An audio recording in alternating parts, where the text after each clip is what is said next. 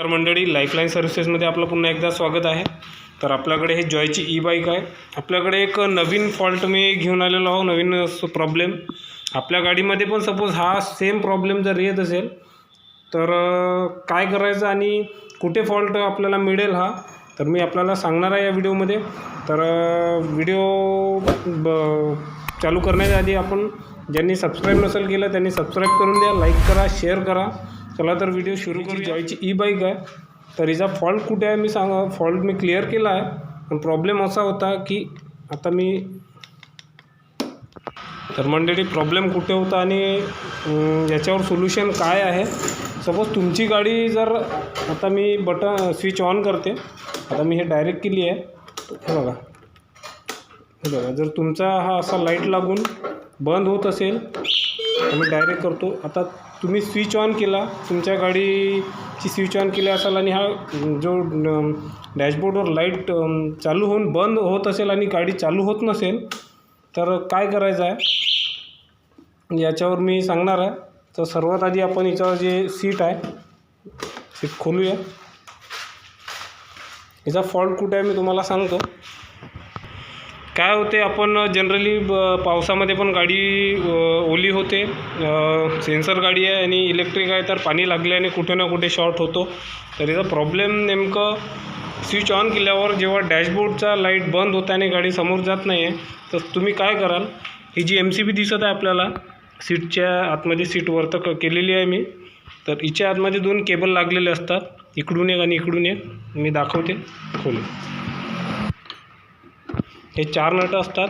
10ची T लागते इथे, 1 2 आणि इथे 2. हे 2 खोलायचे.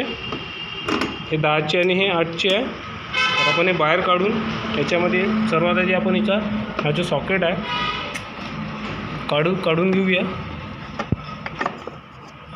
बॅटरी बाहेर घेऊया.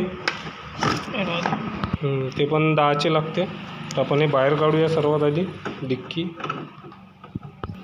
अशा प्रकारे आपण हे बघा बाहेर काढूया.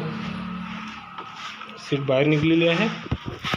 हे बघा, ही जी MCB दिसत आहे मित्रांनो, याच्यामध्ये हा केबल जॉईंट आहे इकडून आणि इकडे स्विच आहे ही एक प्रकारे. तर इथे काय असते, हे जे स्क्रू आहे हे स्क्रू खोलून हे केबल बाहेर येणार. याच्यामध्ये काय असतो, पावसाने जंग चढलेला असतो, कार्बन चढलेला असतो. तर याला घासून द्याल तुम्ही साईन पेपरने किंवा कशाने पण, दोन्ही केबलला. आणि जसे तसे आपण त्या स्क्रूला टाईट करून तशीच फिट करून देऊया. आणि हे नट पण खोलता येईल किंवा नाही खोललं तरी हे स्क्रू खोलून हे केबल बाहेर काढून यांना साईन पेपरने घासून द्यायचं आहे. आणि आम्ही घासलेला आहे आणि आपला फॉल्ट क्लिअर झालेला. आता मी दाखवतो गाडी चालू करून आणि फिट करून घेऊया. पाण्यामुळे मित्रांनो, पाणी जर लागला या गाडीला तर थोडं प्रॉब्लेम येईल, पण काही होणार नाही, गाडी चालते तुमची. फक्त प्रॉब्लेम आणि सपोज तुमची स्विच खराब झालेली असेल तर हिला डायरेक्ट कसं करायचं. जर तुमच्याकडे फायनान्शियल थोडी प्रॉब्लेम असेल तर तुम्ही रिमोटवरनं पण करू शकता. ही आता मी बॅटरी लावणार आहे, बॅटरीवर मी तुम्हाला सांगणार आहे. तर मंडळी, आपण आता इथे बॅटरी लावलेली आहे. तर आपण हे MCB ऑन करूया.